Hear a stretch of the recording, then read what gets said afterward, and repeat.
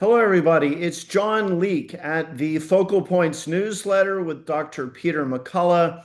I thought I would make a brief statement about the tumultuous and potentially momentous events that are happening in the world today, April the 7th, 2026. As many of you are aware, we woke up this morning here in the United States to a rather astonishing message from our president, our commander in chief, Donald Trump. He wrote on his Truth Social account, quote, "A whole civilization will die tonight." So he's referring to this evening, never to be brought back again. I don't want that to happen, but it probably will. However, now that we have complete and total regime change, where different, smarter, and less radicalized minds prevail, maybe something revolutionarily wonderful can happen. Who knows? We will find out tonight. So, my understanding, and it's now 5:36 p.m. Central Time here in Dallas, the doomsday clock is scheduled to hit go time at 8 p.m. Central Time in the United States. I thought I would have make some kind of statement about this. Since I started this newsletter with my partner and co-author, Dr. Peter McCullough, our theme has been the critique, the questioning, a skeptical, healthy skepticism of central power wielded by the United States government. I think that our genesis for our view of centralized power, it really starts with President Eisenhower's farewell address of 1961, in which he warned us, he being a career military man, twice the Supreme Allied Commander. President Eisenhower warned us as he was leaving office. It seems he felt he could speak very frankly at that point about the rise of what he called the military industrial complex, a complex of finance, the defense industry, the intelligence agencies, and the entire apparatus around the business of projecting power, waging war, in the most blunt formulation, killing people. And what Eisenhower warned us about is that this military industrial complex, already in 1961, in his estimate, had come unmoored from representative democratic government, that it seemed to him already back then that the military industrial complex had projected so much influence into the halls of power, into parliament, into Congress, into the White House, into all of our institutions of representative government, that it would seem in a kind of eerie way that our chief executive and our Congress, which are supposed to serve as checks and balances, were not entirely in control of the business of waging war, that is, killing people. And I'd say that that was the starting point of our critique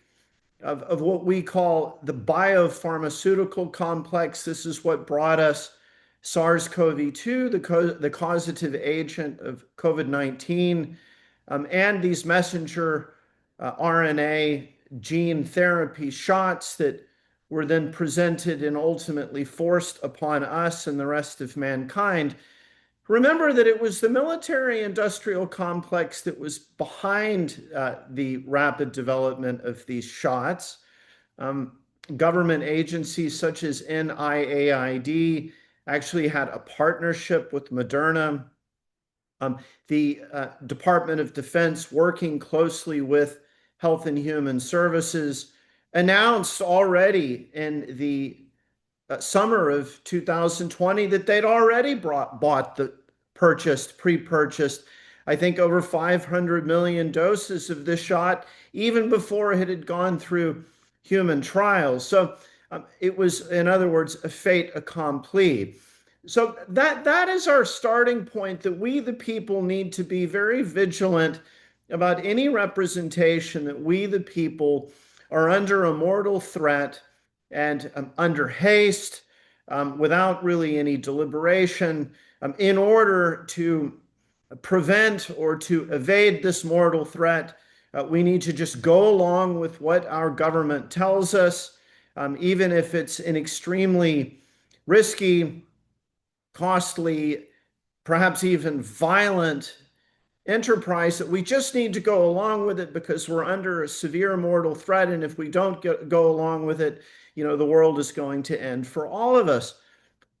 I should say right here that in my criticism of President Trump's prosecution of the war against Iran for the last 36 days, many of my readers have made the assumption that I must ideologically come out of some sort of left-wing democratic worldview,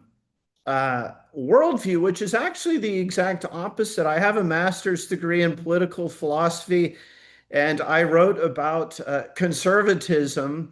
I wrote specifically about Edmund Burke's Reflections on the Revolution in France, which is widely considered the foundational document of conservatism. I worked with the very prominent British conservative philosopher named Roger Scruton. He was my teacher and my thesis advisor. My family has always been Republican. I have family members that have been in this country going back to the 17th century, have always done military service. My father was in the Marine Corps. My grandfather won the Silver Star for his valiant service in World War II fighting the Germans. So this isn't an ideological posture in the sense of Democrats versus Republicans. It's a constitutional posture. I come from the line of thinking of we the people should have ultimate say, government should be limited. This goes back to Madison, Jefferson, George Washington. So that's my ideological posture. And what I want to say as we are closing in on doomsday for apparently for Iran is that nothing about this war corresponds or conforms to our American civilization, our constitutional procedures. Remember, per the Constitution, it's Congress that's supposed to declare war, not these sort of surprise announcements that the U.S. is attacking a sovereign nation. Apparently, our hand was forced by our ally in the region, Israel, that started this aerial bombardment first. And according to our Secretary of State, Marco Rubio, we were sort of bound to participate in this attack of a sovereign nation that had not attacked us. There's really nothing in this conflict or in this attack of Iran and now this threat to extinguish its civilization that I see by law or spirit or civilization, whether it be our Christian roots of our civilization or our Greek roots of our civilization. There's really nothing civilized about it. I see it as an atavistic return to the law of the jungle. And so I wanted to be on record, and I know that my co-author and partner, Dr. Peter McCullough, feels the same way. We want to be on record as protesting this. We are dead set against it. We think that this conflict with Iran should be worked out by other means. Now, as far as Iran is concerned, that may be too late. The United States has attacked Iran now twice in June of 2025, and then now February 28th, 2026, in the midst of diplomatic talks. Remember, with the latest, there was a meeting in Geneva, and then there was a meeting scheduled 3 days later for Vienna. Within the context of those talks, and the foreign minister of Oman and a British national security advisor attended the talks in Geneva. Both said the same thing, that progress was being made, that in fact the Iranians were showing a remarkable willingness to compromise. The 60% enriched uranium, I'm thinking of Ukraine as well, or similar complex there. The 60% enriched uranium, the foreign minister actually put on the table and said, what we'll put this on the table as a concession. What will you give us in return? So that was twisted around to make it seem like it was some kind of threat when in fact it was a negotiating chip. So I think the Iranians, their attitude is, well, why should we trust these people to have diplomatic negotiations? This has made it very, very difficult, apparently by design, to have diplomatic negotiations. But this threat to just annihilate, extinguish Iranian civilization, it's beyond the pale. It subverts all civilized norms, and it subverts the civilization of the United States. If President Trump follows through with this threat, I'm very, very confident it will have a broad range of terrible consequences, not only for all of mankind, starting with Asia and terrible fuel shortages and economic distress in Asia, but it will blow back on the United States and our people. It will almost certainly produce a massive refugee crisis to Europe, which is already under tremendous economic strain. So the results of this will be catastrophic for mankind. And I'm quite confident it will be a day that shall live in infamy for the United States government of Donald Trump. I conclude with a personal reflection on a valiant German officer during the Second World War, Klaus von Stauffenberg.